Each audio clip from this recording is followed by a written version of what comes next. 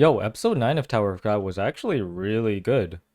The pacing was really well done, and they only really adapted 3 to 4 chapters, so it's the fewest number of chapters that they've adapted for an episode.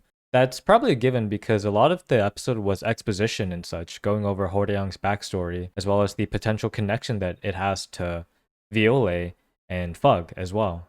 Yeah, I thought overall just a very well done episode. It felt like I was reading the manhwa, but then getting the benefits of being enhanced by an anime with the music, the voice acting, the animation and such, right?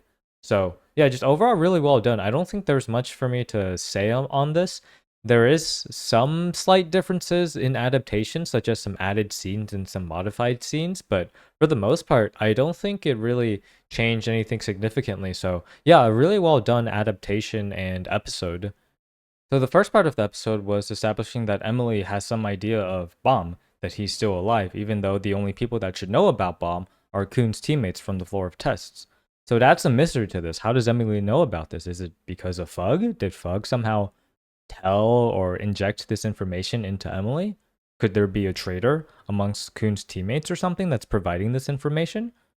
There's a lot of mystery here, so the main thing to note from this scene is that it reestablishes to Khun himself that, hey, wait, could Bomb actually be alive? Because everyone thinks that Bomb is dead, but then Khun still wants to investigate the mystery behind his supposed murder, but then Emily suggesting that Bomb is alive puts some kind of cloudy thoughts into Khun's head. Wait, could Bomb actually be alive? And how do I even feel about that? How do I even go about finding him if he is alive? So that's an interesting plot point there. Yeah, this is really where I think the story of Tower of God really expands itself because it goes on into more of the lore, especially with the whole middle tower aspect, right? In the middle tower, you're not allowed to have kids unless you're from a certain family, which is really harsh. It's like, why are we limiting certain people to have kids? And then as a result, a lot of kids are just either sold off or killed, even.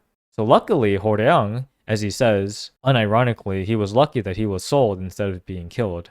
And so him and the other child that he befriended, Cassano, they were both orphans that were sent as experiments to the workshop to become living ignition weapons, which is when we infuse a weapon into a human body. The majority of the first part of this episode was just going over his own feelings on it, just how painful it was to be raised with a good friend and then be raised with a quote unquote mother figure and first love, and then yet just getting an entire monster injected into you. It's pretty brutal stuff. And it connects to Viole as well because he had a similar experience with Fug injecting the red monster inside of Viole. Yeah, and fun fact, so both Horyang and Cassano, their real last name is Beniamino, which in Italian it can be translated to right hand son, which is fitting for them because they've been known as the right arms devil. Yeah, and here I just wanted to go over some of the slight differences between the anime and the manhwa. Nothing too significant in terms of the story, just cool tidbits I wanted to mention.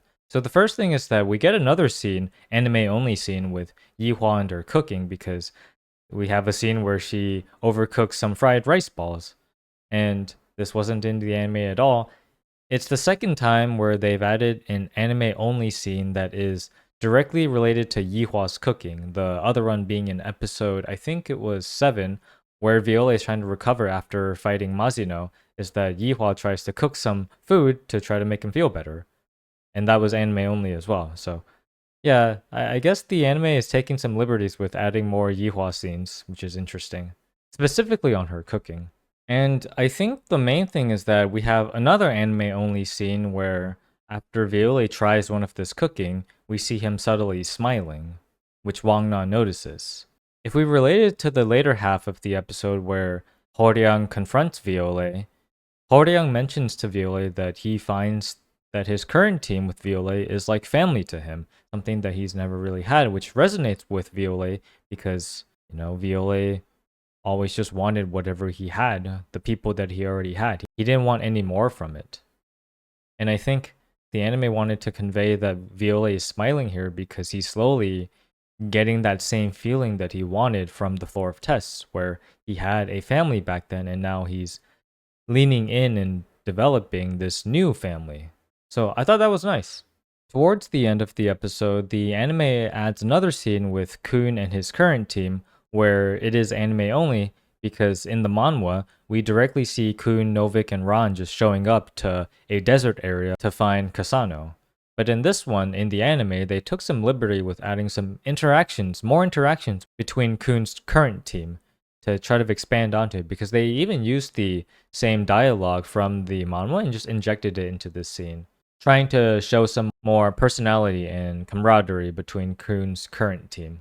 And I think probably one of my last points is that from the manhwa, it stated that the red monster that Fug injected into Violet is a big reason for why Violet is such a good wave controller, because this monster directly enhances his power to control Shinsu.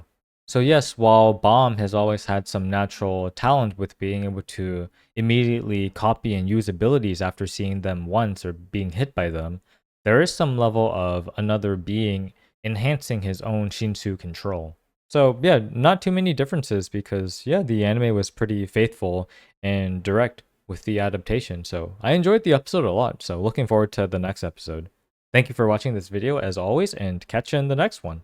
See you soon on the 30th floor, surely.